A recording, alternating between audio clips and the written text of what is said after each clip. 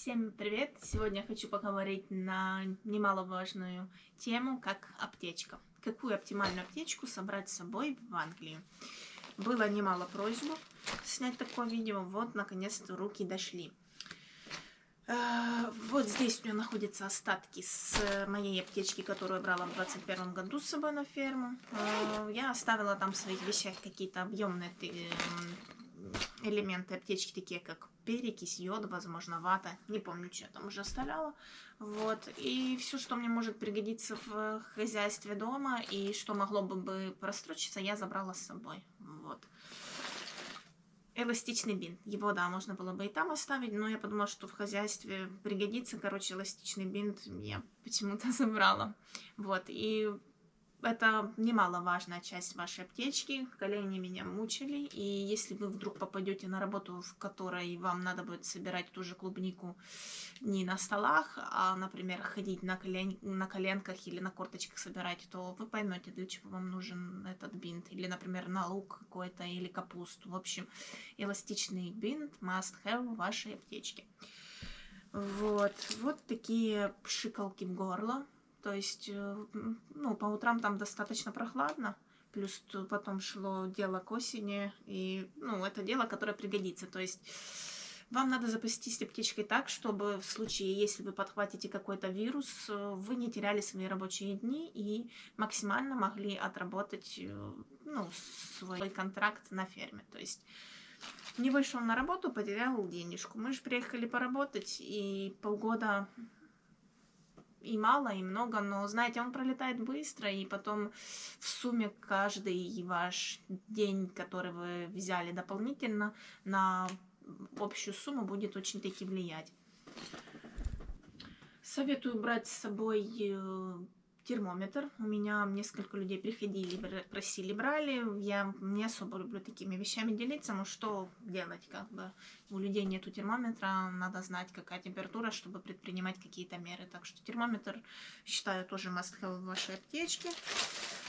Вот, и таких порошочков я набирала, как Терафлю, Колдрексы, для того, чтобы, ну, вдруг у меня уже есть какие-то симптомы, но я могла все же выйти на работу. Но все же я как-то на износ не выходила, если вдруг бы у меня было какое-то состояние, что я состояние-нестояние, скажем так, я бы не выходила на работу, потому что иногда лучше отлежаться денек и восстановиться, чем если ты выйдешь на работу и убить себя еще больше и потом потерять тут неделю, да, на то, чтобы восстановиться. То есть это не стоит того. И если вы действительно чувствуете какую-то сильную слабость, лучше взять один day off и просто восстановиться. В прошлом году, в 21-м, мне эту аптечку помогала собрать моя подруга Яна, которую сегодня я пригласила к нам, чтобы она нам более подробно разъяснила на эту тему. Она уже 12 лет в медицине, работает детским врачом в детской областной больнице, так что у нее побогаче опыт, и она все красивенько расскажет. Кстати, в том году она мне еще написала краткую инструкцию по поводу каждого медикамента, в котором было расписано, для чего который нужен. То есть, да, я могла бы инструкцию нагуглить и в интернете, но понимая, что это все мое время, и вот это все выискивать в инструкции, как бы чересчур этим бы я не занималась, она мне сразу написала, что то от срачки, то от горла, и все сразу понятно, зачем, выдумывать что-то. Так что сейчас Яна расскажет нам более подробно и интересно. И вот она, Яна. Всем привет, я детский хирург, вот, и в прошлом году я помогала Жене собирать аптечку. Как вообще правильно подойти к тому, чтобы собрать аптечку? Изначально вы должны понимать, что вы едете туда на 6 месяцев, это совершенно другая страна, и, скорее всего, медицина у нее кардинально отличается от нашей. То есть антибиотики там, или еще какие-то лекарства так просто в аптеке вам не продадут. Поэтому к каким-то таким ситуациям нужно быть всегда готовым. Как правильно собрать аптечку? Нужно просто разделить, какие проблемы у людей встречаются чаще всего, и, соответственно, запастись лекарствами от этих проблем. Как делила их я, чтобы ничего не упустить, так сказать, потому что на аптечку на такой долгий срок я собирала первый раз.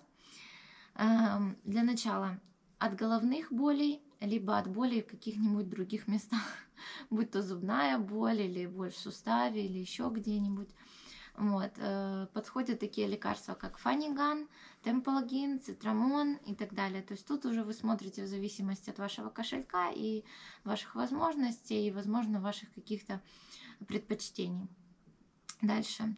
Есть спастическая боль, то есть, допустим, если это кишечник, он схватил и держит, то есть это спазм. Спазм снимается не обычными обезболивающими, а спазмолитиками. И это у нас спазмолгон или ножпа. У всех у нас бывает, что мы съедим что-то не то, отравились. Например, много клубники. Например, много клубники. Или... А эта же клубника, она в тот же момент не мытая на поле, а вам ее хочется, она аппетитная, вкусненькая, судя по фотографиям, которые мне скидывали. Вот. На такой момент нам нужно иметь с собой уголь, какой-нибудь сорбент еще, допустим, это энтеросорб, это сорбекс, это тот же самый атаксил с собой взять. Лучше подобрать уже на ваш опыт, то есть чем вы пользовались, что вам помогает, что вам больше нравится. Следующий момент важный – это срачка. Срачка бывает у каждого, срачка бывает сильная, срачка бывает не сильная. В общем, что же делать, если вдруг срачка? Поначалу, когда все с голодухи начинают есть всю эту ягоду, я могу сказать с личного опыта, что почти все этим страдают, так что это важный аспект аптечки. Так вот, обычно, мне кажется, у каждого дома в аптечке есть лопирамид. Это стандартное лекарство, которое, в принципе, должно помочь. Но если это действительно какое-то, это не просто отравился и тебе плохо, и у тебя срачка, то в этих случаях подходит нефуроксазид. Как было написано, здесь где-нибудь будет кусочек из инструкции, которую я писала. Срачка обычная и срачка, когда совсем плохо. Вот это тот случай. Дальше, простуда. Вообще при простуде, как бы по сути, нам ничего не нужно пить. Но если эта простуда уже дает нам какие-то симптомы, например, боль в горле, соответственно, мы снимаем этот симптом. Снимать можно спреями, то есть это вот те спреи, которые у вас есть в аптечке, вы можете взять, не обязательно что-то с собой покупать. Ангифилипты, эвкалипт, гексоспрей, кстати, если вы покупаете, то гексоспрей достаточно хороший. Вот, лор-врачи мне говорили, что он имеет очень хороший эффект, и они назначают именно гексоспрей. Вот. Также это таблетки, которые рассасывать от боли в горле. Это дикотилен, деквадол, септифрил.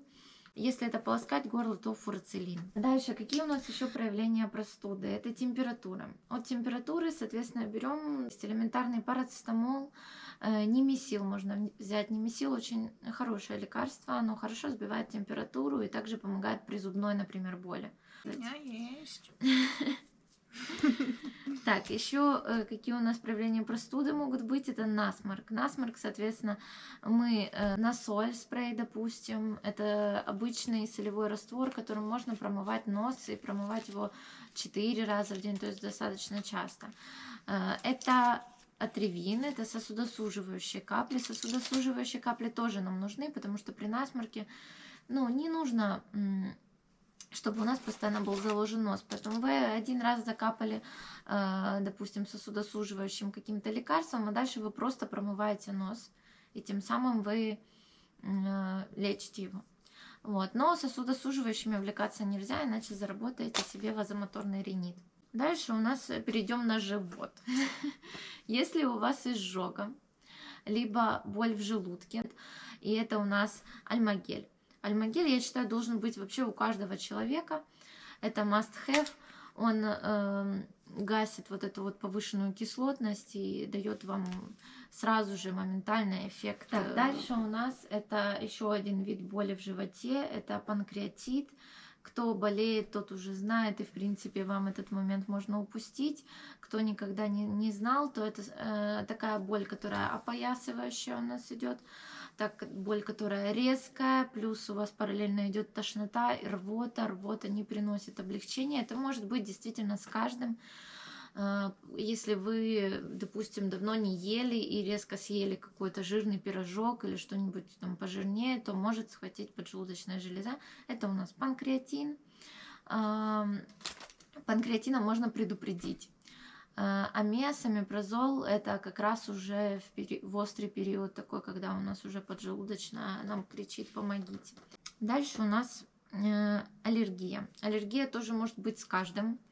Аллергия может быть на что угодно, поэтому вам в любом случае в аптечке нужно с собой иметь какое-то антигистаминное средство. Антигистамины — важная составляющая любой аптечки, потому что аллергия может застать в любой момент на что угодно. Даже элементарно вы купите в Англии стиральный порошок, и он вызовет у вас аллергию. Можно взять просто несколько разных средств по пластиночке, допустим, супрастин, эльцет, цитрин. Может быть, вы уже знаете, что вам там помогает хорошо. Если вы же человек, склонный к аллергическим реакциям, у вас есть бронхиальная астма, у вас уже были какие-то такие аллергические реакции, как отек квинки, анафилактический шок, что-то такое серьезное, то вам обязательно в своей аптечке нужно иметь гормоны в ампулах в виде укола, то есть есть шприц-ручки с адреналином, есть просто люди берут с собой дексаметазон, шприц, чтобы если вдруг вот так вот резко у вас началось сильное проявление аллергии, вы могли спасти себе жизнь, либо человек рядом с вами мог это сделать. И знаете, слушая вот такое, думаешь, ну, такие люди, наверное, всегда при себе и имеют такие медикаменты, да, потому что они уже сталкивались и знают, что это такое. Но нет. Работая в Словакии, со мной работала семейная пара и взрослых уже людей, то есть им было, ну, по 40 точно. И вот в этой девчонке был хронический гайморит, и что-то у нее еще там было. И главное то, что она с ним уже, то есть когда он у нее там воспалился, она с ним ехала за границу, то есть она с ним ехала и с собой даже не взяла никаких антибиотиков и медикаментов. Мне, честно, сложно понимать этих людей, чем у таких людей занята голова, но факт в том, что у нее этот процесс очень серьезно развился в процессе работы. Она не могла найти себе вот эти ампулы, ей какие-то надо были. И тогда ко мне как раз собирался ехать мой друг, и я его попросила купить вот это все и привезти ей. Ну просто я не знаю, как можно так халатно относиться к своему здоровью, но когда вы едете зарабатывать, да, вы должны понимать, что вы должны быть в здоровом состоянии, ибо как вы собираетесь вообще работать? От того, как вы будете эффективно работать, и зависит ваша цифра, которую вы потом привезете домой. Есть люди, которые пишут в комментарии, типа, как же надо было так работать, чтобы столько заработать? Да, нормально надо было работать. Я ничего не делала свыше своих сил. Я просто ложилась нормально спать, во сколько, ложилась спать так, чтобы мне было достаточно времени, чтобы выспаться и завтра продуктивно работать. Были же люди, которые могли полночи гудеть, а потом, умирая, на следующий день работать. Ну, в общем, я думаю, вы сами все и понимаете, как бы не едут туда дети, да, работать. Мы все взрослые люди, и думаю, такие мелочи даже и объяснять не надо. Просто на своем опыте могу сказать, что я видела разное. Извини, пожалуйста, что я тебя перебиваю, просто оно мне, знаешь, как-то по пути все вот это вспоминается, и хочется как-то добавить. Так, на чем мы с вами остановились? На аллергии. Что у нас дальше может быть еще? Раны. То есть мы можем пораниться, мы можем уколоться, можем порезаться и так далее. На этот случай нам нужно с собой иметь перекись. Перекись не обязательно может быть в стеклянных баночках, это может быть и пластик, вам будет легче с собой взять, можете куда-то отлить, много вам ее не нужно будет, скорее всего, я так надеюсь все-таки. Вот это то, что можно лить в рану. Дальше уже смотрите на свое усмотрение. Я никому ничего доказывать не буду. Там вы можете взять зеленку, можете взять йод. Не надо только тащить все сразу. Можете взять хлоргексидин, что-нибудь такое. Из мазей, то, что бы я посоветовала, это Бора Плюс. Она очень хорошая, заживляющая мазь, которая там, по-моему, состав идет больше даже и травяной какой-то. И левомиколь. Левомиколь, он себя и позиционирует как мазь ранозаживляющая. Вот.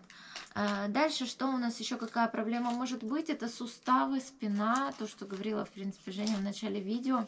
Для этого вам нужно обязательно какие-то НПВС мази, те же дифклофенак, все, что у вас, в принципе, скорее всего, есть где-то в холодильнике на полочке лежит. Плюс это можно взять просто хотя бы какую-то согревающую мазь. Эластичные бинты, чтобы это можно было замотать. Все, там какой-нибудь, может быть, шарфик, если вы знаете, что у вас проблемная спина. Я бы вообще не советовала ехать, но если вы уже поехали, то, может быть, взять какой-то пояс, который можно будет надевать, и перед этим помазав этой мазью. Кстати, насчет пояса у меня с собой я брала, и там я оставила пояс, как раз вот как эластичный бинт, он таким выглядел. Ну, где-то вот такой он, наверное, шириной был, и скажу честно, я его часто одевала, то есть я его одевала, когда было холодно, то есть чтобы мне меньше продувало поясницу, и когда вот у меня болела поясница. Вроде бы он, ничего в нем такого не было, но он как будто бы немного сжимал все же мне здесь кожу, и, видимо, и позвоночник немного чуть больше сдерживал, хотя он, не скажу, что он был тугой. Вот, и мне было легче. Вот когда я замечала, что у меня, пускай там не с первого дня после выходного, да, а на 4-й день начинает болеть очень поясница, как-то позвоночник, я могла его одеть, и мне реально прям легче было, то есть он как будто бы мне как-то поддерживал здесь, и что-что, ну, я достаточно часто к нему прибегала, так что да, какой-то вот такой пояс я бы тоже советовала с собой взять. Что еще может быть, это ожоги. Ожоги, вам нужно быть обязательно к ним готовы, потому что нельзя наносить никакие мази. Если вдруг обожглись, мази сразу в дальнюю тумбочку, подальше, чтобы никто вам случайно не намазал, чтобы вы меня поняли. Средство, которое вам поможет, это пантенол. Пантенол тоже должен быть в любой аптечке, даже не обязательно в Англии и дома просто у вас, если его нет, то приобретите. Вот. Мажить сразу под холодную воду этот ожог, максимально долго подержать, как вы можете, прям совсем, чтобы атрофировалась рука, тоже нам не надо. А потом намазали пантенолом и мажем им несколько дней еще точно. Вот. Еще сейчас посмотрю, сразу вам скажу, какие моменты такие основные. По лекарствам я вам уже сказала. Плюс вам нужны обязательно пластыри с собой. Это бинт взять хотя бы один с собой. Градусник, тоже уже говорили, в принципе. И советую еще взять с собой здоровые зубы, потому что если вы взяли нездоровые зубы, то, к сожалению, тут не месилом далеко не уедешь. Все равно проблема вылезет, и чаще всего страховка, даже если вы едете со страховкой, той же от СПА и так далее, это чаще всего не покрывается страховкой, поэтому зубные проблемы, это все будет на вашей совести, на ваших деньгах. И также момент важный, если у вас есть какие-то хронические заболевания, если вы у кого-то наблюдаетесь, будь то гинеколог, будь то офтальмолог или еще что-то, вы тоже должны это продумать. Это все индивидуально, поэтому здесь я ничего не буду вам говорить, но подходите, пожалуйста, с умом, вы едете на полгода, это чужая страна, вам нужно быть готовым к тому, что у вас может случиться что угодно. В принципе, как-то все, мне кажется, я не претендую на супер там грамотный сбор аптечки, но мне кажется, вот как-то так структурированно к ней подойти, это, ну, вы ничего не забудете, в принципе. Поэтому желаю вам не болеть, не воспользоваться этим всем, либо воспользоваться по минимуму и хорошо отработать ваш будущий сезон, возможно, если вы туда собираетесь. Спасибо большое. Всем пока. Мне очень понравилось, как Яна сказала, за зубы. Очень много таких ситуаций я наблюдала, когда именно из-за зубов люди ехали домой. И, скажем так, насколько там дорого лечить зубы, что бывало такое, когда человек ехал домой, лечил зубы и возвращался опять туда, то есть ему было дешевле потерять время, которое он отсутствовал, то есть не зарабатывал деньги, потратиться на билет туда и назад, полечить зубы и вернуться. Настолько дорого за границей лечить зубы. Плюс говорят, что не особо и хорошие там врачи, так что я не знаю.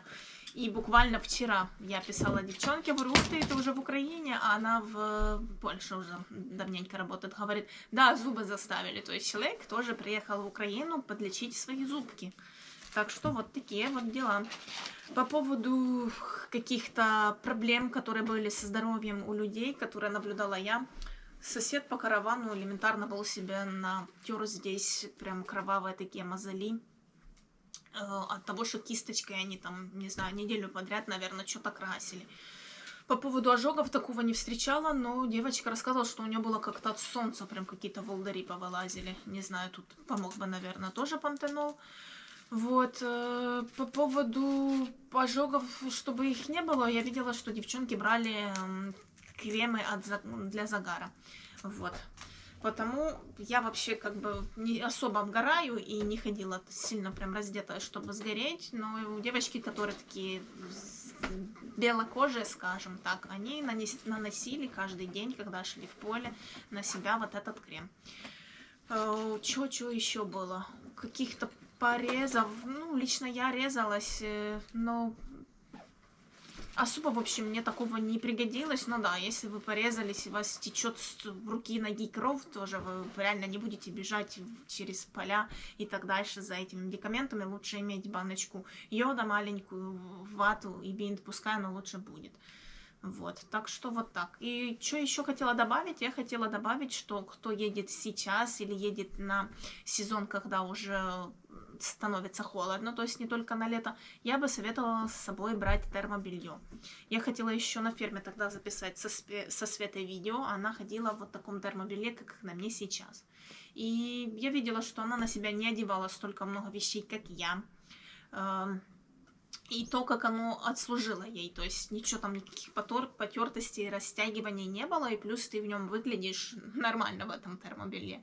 Вот, и потому еще, будучи в Англии, я себе заказала это термобелье, сестра его получила, ей понравилось качество, и тогда я заказала 50 штук, которые я распродала, на данный момент у меня осталось только 4 комплекта, то есть... Возможно, кому-то сейчас оно нужно, можете написать, и я вам его продам. То есть у меня осталась мужская М-ка, 2 женских S-ки и еще одна S-ка, которая не подошла на меня, это с серебряной крошкой внутри. То есть оно не такое теплое. У меня вот это термобелье, оно на флиске. А с серебряной крошкой оно такое тоненькое, ты его вообще можешь под все одеть, хотя ты практически под все можешь одеть. Оно больше для каких-то спортивных видов спорта. То есть, если вы идете в горы или даже можно бегать в нем, ты в нем не будешь так потеть. Именно из-за вот этого напыления. Оно не то, что греет, а держит ваше тепло, не дает ему вот так вот выходить.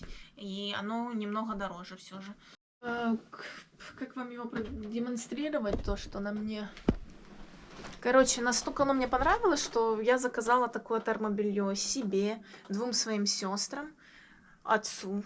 Все носят, и всем очень нравится. Правда, отец не особо носит, говорит, я его одеваю только на праздники. Ну, старые люди, что с ними спорить. Но ему тоже очень понравилось, поэтому он его и одевает, можно сказать, только на праздники.